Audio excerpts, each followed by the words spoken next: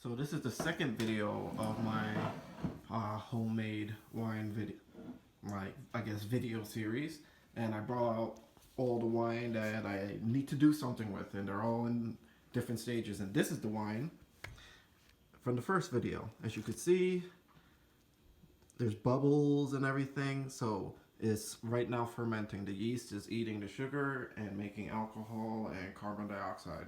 That's the bubbles, and that's the fermentation process. So that started. Just wanted to show you it's underway, and it's at day.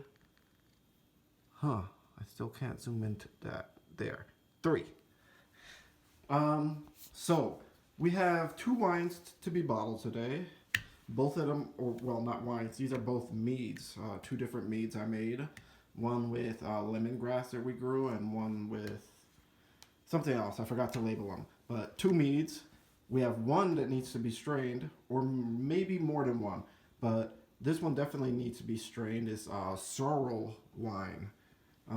Very Caribbean flavored wine. Very blood red too. Very dark, beautiful color. Then we have, I'm checking on these. This is a ginger, like a ginger wine. I'm gonna leave it a little bit carbonated so it has a little bit of fizz because ginger always tastes good with that. We have this wine, and those dark pieces you see are cocoa beans that we had a cocoa. We ordered the actual cocoa plant, like the fruit, and inside of there you have these white, like furry fruit things that's sweet. Then inside those white furry things you have the cocoa beans, and that's what chocolate's made out of. So this is a candy wine. It has cinnamon,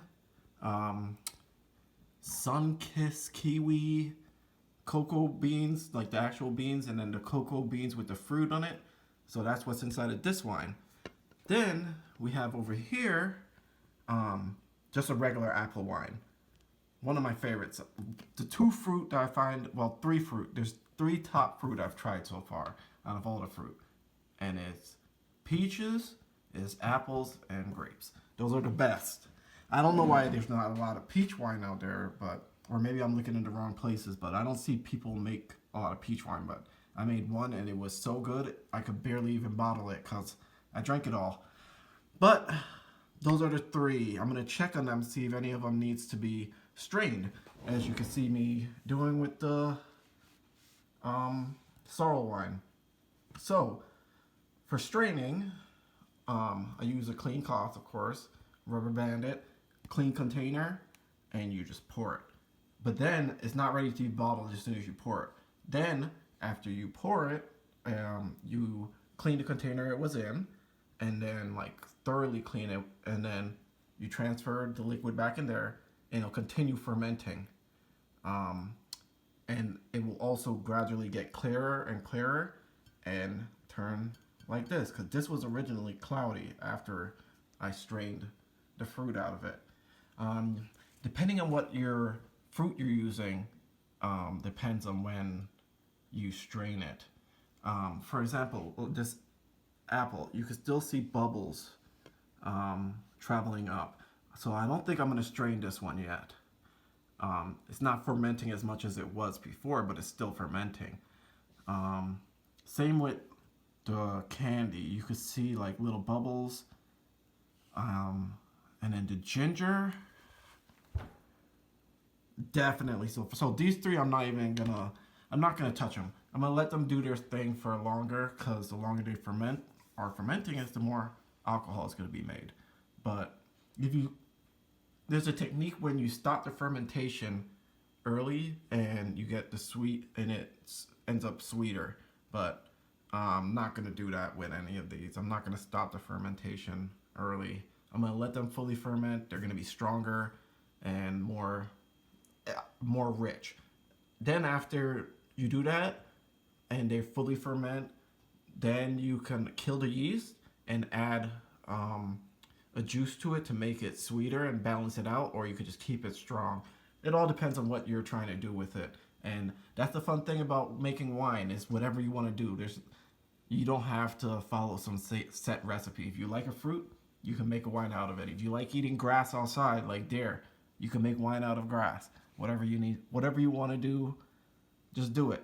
But I'm gonna strain this, and then I'll be right back. All right, we have the sorrel wine all strained, and we have the pulp left over here. That's the sorrel stuff, and I put apples in there because apples ferment well, so I wanted more alcohol in there. And we have the clean container. I do not dry the inside of the container with a cloth because I don't know what germs are on the cloth.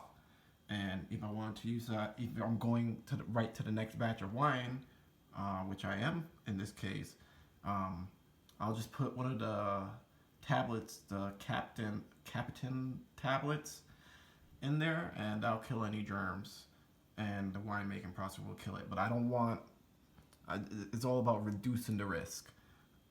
Even though there's like virtually no risk with wine, you don't want your wine again turned into vinegar. That'll be a big waste of a lot of time and ingredients unless you like vinegar. But I've seen multiple opinions on what you should do with the pulp. Some people just like throw it out. They don't bother straining it, like squeezing the juice out of it. But I'm of the opinion that like there's juice in it, so might as well get it out. And fruit have an natural, they absorb alcohol, so the highest alcohol content, I believe, should be in the fruit when you're done with the winemaking. So when you strain it, you're getting more alcohol out of it. It's gonna be a little bit more cloudy, but as the wine sits there and settles, it comes out clear. So I'm gonna do that right now. All right, and look at how much juice we strained from that. It's significantly more cloudy than that, but let's see if I can get them together. There we go. Yeah, it's more cloudy, but whatever, doesn't matter. So I'm gonna pour these into there, and then I'm gonna get a cloth, cover it back up, and it's gonna sit there. Depends. I'll make it sit there till it gets like clear like this maybe, and then or when it stops fizzing, because it's still fizzing, like it's still fermenting, because you squeezed out a lot of sugar with the fruit when you squeezed it, and you broke a lot of cell walls, so that introduced more sugar for the yeast to eat. But I'm gonna do that right now. All right, that's all done. I'm just gonna get a cloth and put it on it and all that stuff. But for now, let's turn our attention. Well, for now, because I don't want stuff to get in it. You never cover your stuff up like that unless you want something to explode, because the carbon dioxide is going to get in there and it's going to just build up pressure, and then you're going to hear something blow up and whatever. So I'm just putting this on there to protect it a little bit while I get the rest of the stuff done. So I remember what these are. So they're both meads, and they're both apple meads. Mead is when you add honey instead of sugar or with sugar during the process, so it ends up having a sweeter taste. And so this one right here is using a dark honey. It's using buckwheat honey actually, and then this one is using a light honey, a very light sweet honey, and also has lemongrass in it. That's the two, and they're both apple meads, but they have completely different tastes because of that. So what I'm going to be doing is pumping it. As you can see, I have all this contraption here that I have to put together, and also I might as well show this one time. I have corks sitting in warm water because they expand, and that water it has a Capitan tablet in there so that it's sterile. Then I have my bottles.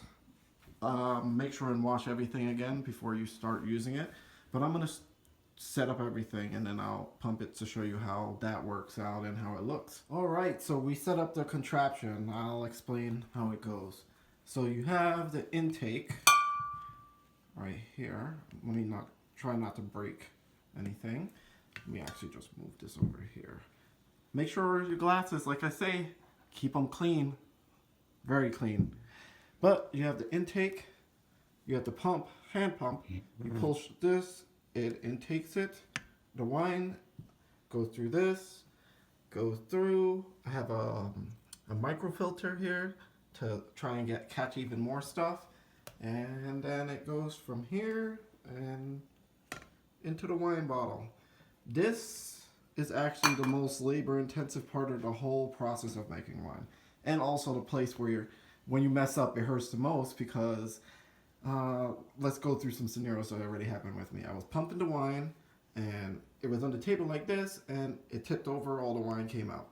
So that happened, and then I was moving the bottle and this whipped around, hit a bottle that I already had like made, fell over, shattered onto the floor. So like this process right here, you have to be very deliberate with your actions. Like, so what I do is, let me see, let me set up first and then I'll just go through all of it. All right, perfect. So let me roll up my sleeve. So I have it all set up. Intake, out. I want this to be kind of, I don't want it to block it because then air can't get out as you're pumping air, as you're pumping the wine in. But we're gonna do the dark wine first and set this up so it's not at the bottom, because if it's at the bottom, it's just gonna pick up everything that filtered out. And you just squeeze this in. There it goes. As air starts going in, I'll move it down a little bit. And it should go in. And there it goes. To tell it, this is a good point to tell whether your wine is still fermenting. So it's going in and how much is still is fermenting. It's just going in, you see bubbles, and the bubbles are natural, but you'll tell, like, it's like when you pour out soda. If it's like fermenting a lot still, there's going to be a huge amount of the bubbles.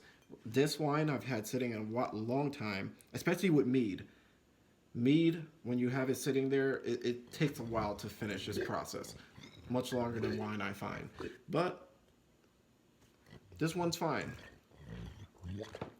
I don't know how it tastes yet, but I'm going to let it age and then I'll drink it. But from these half-gallon, as you can see, I probably get just like a bottle and a half of wine, which isn't much, but then I have a lot of half-gallon things going at the same time, 6, and I have 3 1-gallon ones going at the same time. It ends up being a lot of wine, so you end up gifting to people, which is good. It's good to give people stuff, you know? It's good for the spirit. But you want to leave a little bit of space, like right there. I'm going to put the outtake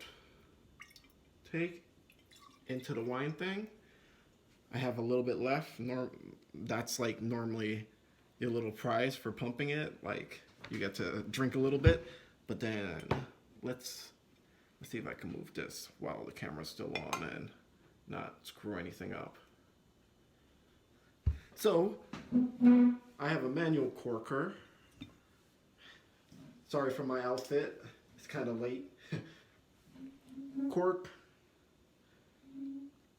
into that, on top there, and there. 1 bottle of wine finished, and that's basically it. I made it look simple, but like it takes a while to get used to that process. And now all you would do is put that safely aside, get the next bottle, clean bottle, and continue the process. But that's it. I think that's all I'm gonna do today. I'm gonna finish this up, put away the wine. But you guys have basically seen the whole process, so make some wine. It'll be cool to see what you guys make. And I said earlier you can make grass wine, but if you make it and you drink it and you get sick, it's not on me. I'm just saying, that's just a disclaimer right there. All right, see ya.